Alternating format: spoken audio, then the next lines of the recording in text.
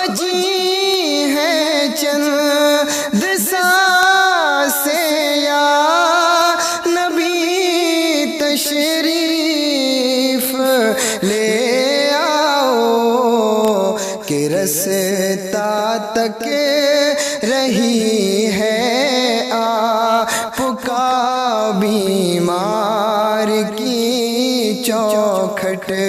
अभी मैं एक वीडियो देख रहा था, वो एक आयशा नामी लड़की, गुजरात की, अहमदाबाद की कहानी है शायद। यार उस बच्ची ने, अहमदाबाद गुजरात में, उस बच्ची ने मतलब छलांग लगा के पानी में मौत को गले लगा लिया। और मैं अक्सर कहा करता हूँ, भिखारी ना बनो, किसी के बाप पे बोझ नहीं है कि तुम्हें जहेज दे, लेके नहीं दे दिया है किसी ने कि साहब मुझे चाहिए। याद रखना, अगर मांग के तुमने ले लिया ना, मांग के, गारंटी के साथ कह रहा हूं, तुम्हें तीजे क्या 40 में भी नहीं बचा पाए। हाँ, इस भूल में मत रहना तीजा बचा लेगा 40वां बचाएगा।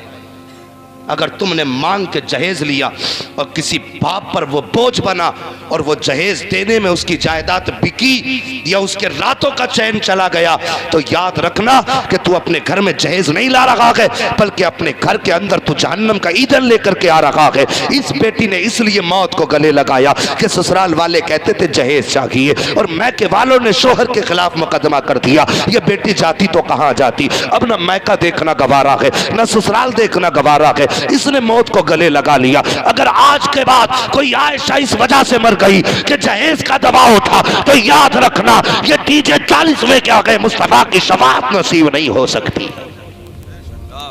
गारंटी के साथ कह रहा हूं, अगर किसी मौलवी ने मिजाज बना दिया हो ना कि दुनिया के पाप कर जाओ तीजा बख्शवाएगा, तो आज दिमाग धो लेना। ये बता रहा हूं, दिमाग धो लेना आज सही से। अगर किसी का दिल तोड़ के चले गए तो तीजा क्या मुस्तफा की शफाअत भी नसीब नहीं होगी।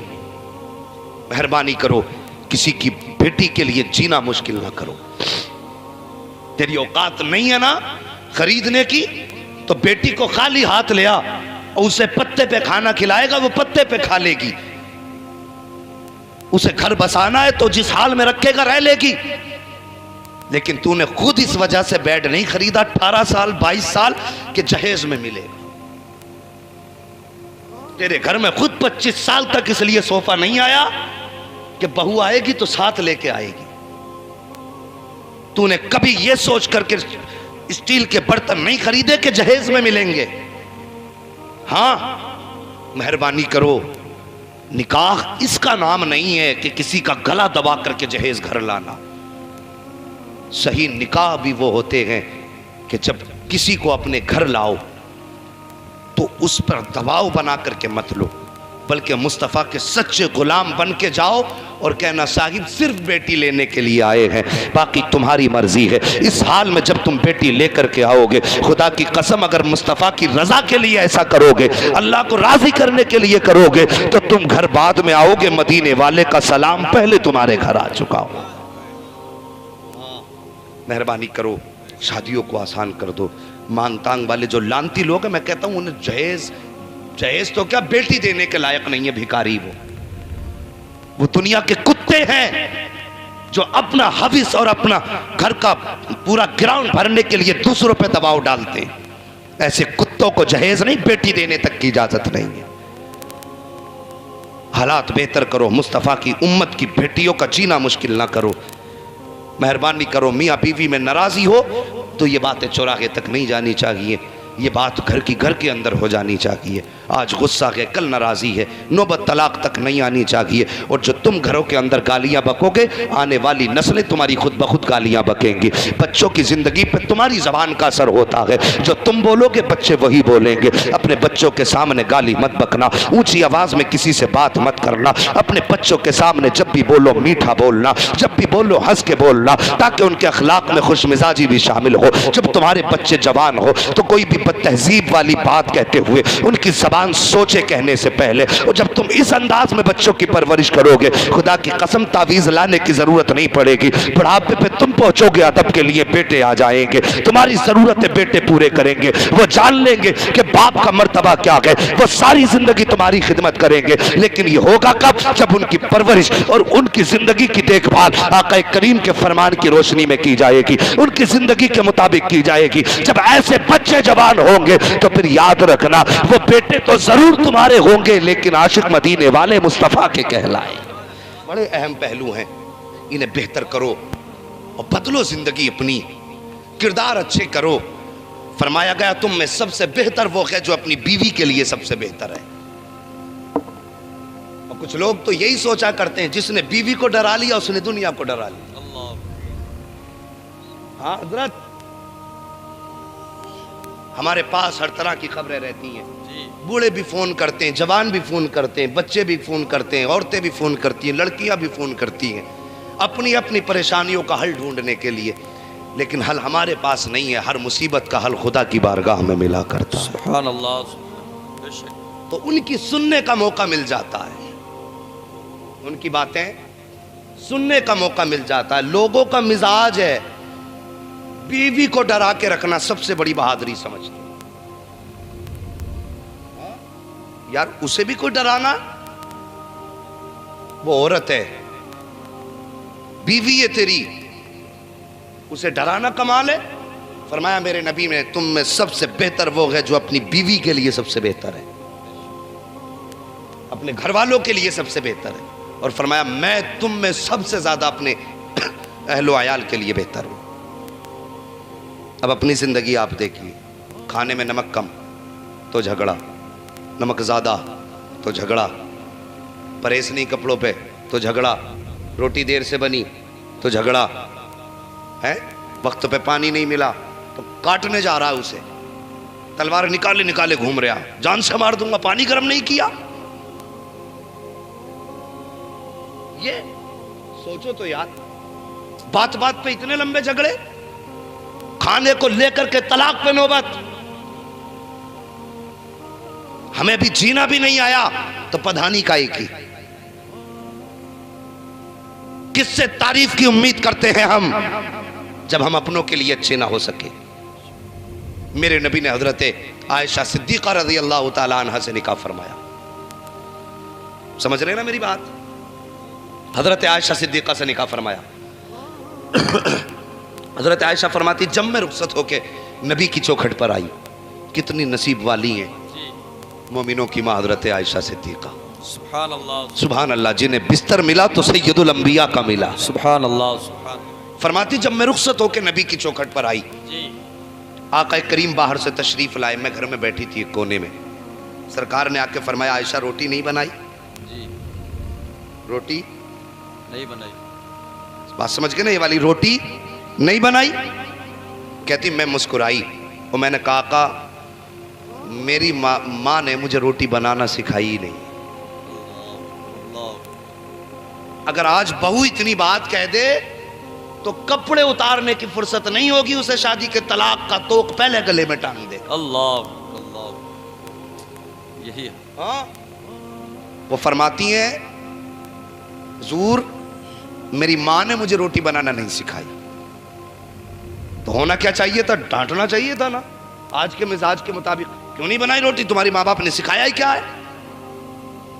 और जो तुझे 3 टाइम नाश्ता बना के देती है, खाना खिलाती है, तेरी मर्जी के मुताबिक चाय बना के देती है, तुम उसके पीछे पड़ जाते हो। एक वक्त नमक क्या ज्यादा हो गया? तेरे बाप ने यही सिखाया? तेरी माँ ने तुझे आज तक खाना बनाना नहीं सिखाया? बातें तो लंबी लंबी मारते हैं, उसके माँ बाप की खैरियत ने। नमक जो ज्यादा हो गया, भाई नमक ज्यादा हो गया, इसकी नस्लें तबाह हो गई नमक ज्यादा होने में। ये मिजाज है हमारे।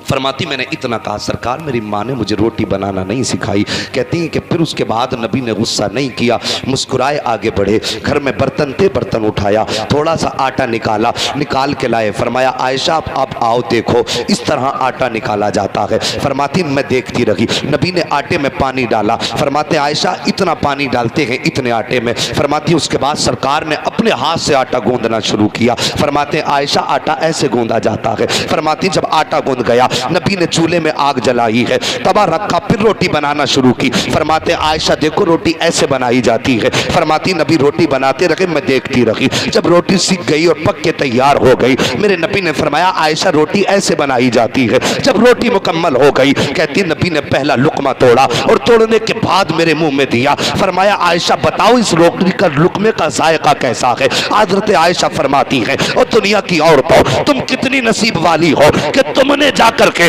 अपने शौहरों को अपने हाथ से पहला लुकमा खिलाया है, लेकिन मैं सबसे नसीब वाली हूँ कि मैंने अपने शौहर को अपने हाथ से लुकमा नहीं खिलाया, बल्कि नबियों के इमाम ने पहला लुकमा अपनी आयशा को अपने हाथ से बना। जिंदाबाद जिंदाबाद, नारे तकबीर, नारे रिसालत, फैज़ाने सरकारे मदीना, फैज़ाने गौसे आज़म, नारे तकबीर।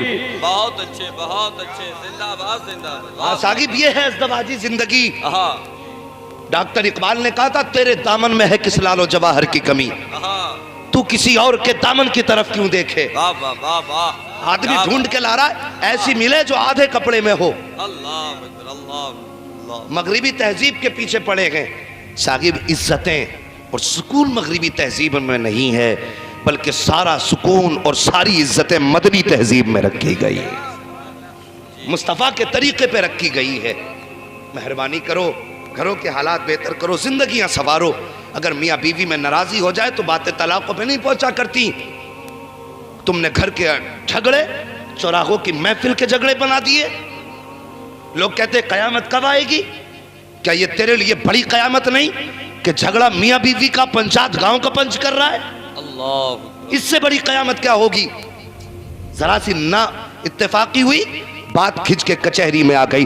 बीवी शौहर के ऐप बयान कर रही है, शौहर बीवी के ऐप बयान कर रहा है। यार ये इंसानियत है कि जिसने साथ जीने मरने की कस्में खाई थी आज वे एक दूसरे के ऐप बयान कर रहे हैं। तुम्हें ये याद नहीं रहा घर का बेदी लंका ढाए, जो घर की बात जानता है वो सबसे बड़ा दुश्मन हुआ करता है इंसान का। मेहरबानी करो, अगर तुम बीवी की बुराइयां चौराहे पे करोगे तो याद रखना तुम्हारी एक एक आस्तीन की सरवट को बीवी जानती है, तुम्हारे उठने बैठने की हर हर आहट को बीवी को खबर होती है। जब तुम उसके ऐप बयान करोगे, अगर वो ऐप बयान करने पे आ गई तो तुम कहां मुंह छुपाओगे? मेहरबानी करो, बीवियों के साथ अच्छा बर्ताव करो। और बीवियों से भी गुजारिश करूंगा, मेहरबानी करो, तुम्हारा शौहर तुम्हारी जिंदगी है, इनकी कदर कर लो। जिस दिन ये चले गए रोने के सिवा कुछ नहीं रह जाएगा। आज शौहर को कहा करती है कि इसके घर में आने से बेहतर था कि मौत आ जाती, या ये अभी मर जाए या अभी मुझे छुटकारा मिल जाए। और मेहरबानी कर जरा सोच तो सही, जो तू जुमले बोल रही है तेरे जुमले कितने खतरनाक है। आज तू शौहर के होते हुए इसकी कदर नहीं कर रही, खुदा की कसम उस दिन पता चलेगा जिस दिन शौहर के ऊपर सफेद कफन होगा और तुझे बेवा का लिबास पहना दिया जाएगा। फिर तुझे एहसास होगा कि जो आज तुझे इज्जत से सलाम करते हैं कल ये तुझे कुत्ते की निगाहों से देखेंगे। तब तुझे वचन बचाने वाला, इज्जत बचाने वाला नजर नहीं आएगा। तेरा शौहर सिर्फ कमाने की मशीन नहीं है, बल्कि तेरी इज्जत का रखवाला भी है, तेरे घर की हिफाजत का निगहबान भी है, तेरे घर की जिम्मेदारियों का जिम्मेदार भी है। आज कह दिया करती हो कि इसके मर जाने से, इसकी जिंदगी से मर जाना बेहतर था, इसके घर में आने से बेहतर कि मैं मर जाती। शर्म नहीं आती? ये तो उस दिन पता चलेगा कि शौहर कितनी जिम्मेदार चीज होती है, शौहर कितनी अहम है। साकिबो तुमने वो घर भी देखे होंगे जिन घरों के अंदर औरतों की हुकूमत चला करती थी, जिनके घर के अंदर 4 बहुएं हैं, 4 बेटे हैं, लेकिन औरत के बाल सफेद हैं, हाथ पैर भी कांपा करते हैं, लेकिन अगर सर पे शौहर का साया है ना तो उसके हाथों में सोने के कंगन है, घर की हुकूमत की कुर्सी पर बैठी है। बहू कोई भी हो पूछा करती अम्मी आज क्या बनेगा, तो जो 70 साल की बूढ़ी कहती है वही बनाया जाता है। आज घर में कैसे होगा, तो जवान और भी है, अक्लमंद और भी है, लेकिन आज फैसले ये किया करती है। कब तक? जब तक शौहर का साया सर पे है, जो हुकूमत करती रही, जो घर के निजाम चलाती रही। बस एक झटका मौत ने क्या शौहर को दिया, वो जाके कब्र में क्या लेटा। वो औरत जो आज तक हुकूमत किया करती थी, जिसके फैसले हर फर्द को मानना लाजिम और जरूरी होते थे, लेकिन आज शौहर दुनिया से चला गया है। तो अब शौहर के जाने के बाद ये जो घर के खाने के फैसले किया करती थी कि आज क्या बनना है, आज क्या बनेगा, आज क्या खाया जाएगा, आज वही खातून बिस्तर पे बैठी है। खाने के फैसले तो बहुत बड़ी बात, मुंह तक रही है, कोई रोटी देने वाला नहीं है, कोई पानी पिलाने वाला नहीं है। वजह क्या है कि सर से सरताज का साया चला गया है। आज कोई पूछने वाला नहीं है कि ठंडी खानी है कि गर्म खानी है। कभी कभी दो दो वक्त के फाके हो जाते हैं। आज इस बेवा को कोई रोटी खिलाने वाला नहीं है। उस दिन तुझे पता चलेगा शौहर चीज क्या थी। जिस दिन शौहर के इंतकाल के बाद तेरे अपने बेटे जिनकी ताकत पे घमंड किया करती थी, जिनके लिए शौहर से लड़ जाया करती थी, जिस दिन शौहर का जनाजा उठ जाएगा, उठ के तेरे चार बेटे सामने खड़े होकर के जमीन में बंटवारा करेंगे। कोई कहेगा ये कमरा मेरा है, कोई कहेगा वो मार्केट मेरी है, कोई कहेगा वो खेत मेरा है। ये झगड़े होंगे और तू सबके मुंह तकेगी। उस वक्त तुझे एहसास होगा कि आज कोई मुझे बांटने वाला नहीं है, आज कोई मुझे अपनाने वाला नहीं है। उस वक्त रो के कहेगी जैसे तू जायदाद छोड़ के गया है, काश मुझे भी किसी के नाम करके चला जाता, किसी बेटे की गोद में डाल के चला जाता, ताकि आज मुझे किसी का मुंह तकना न पड़ता। ओ मेहरबानी करो, शौहरों की इज्जत कर लो, शौहरों का एहतराम कर लो। अगर ये चले गए तो कोई तुम्हें औकात की नजर से देखने वाला नहीं होगा। तुम्हारी जिंदगी ही उस दिन खत्म हो जाएगी जिस दिन शौहर का जनाजा उठ जाएगा। मेहरबानी करो, आज अल्लाह की नेमत समझ के अपने शौहरों की कदर कर लो। खुदा की कसम, अगर तू इस हाल में मरेगी कि तेरा शौहर तुझसे राजी होगा तो सुन, तू कब्र में बाद में आएगी, मदीने वाला मुस्तफा पहले पहुंच जाए। जिंदाबाद जिंदाबाद। बहुत अच्छे, बहुत अच्छे, बहुत अच्छे। मेहरबानी करो।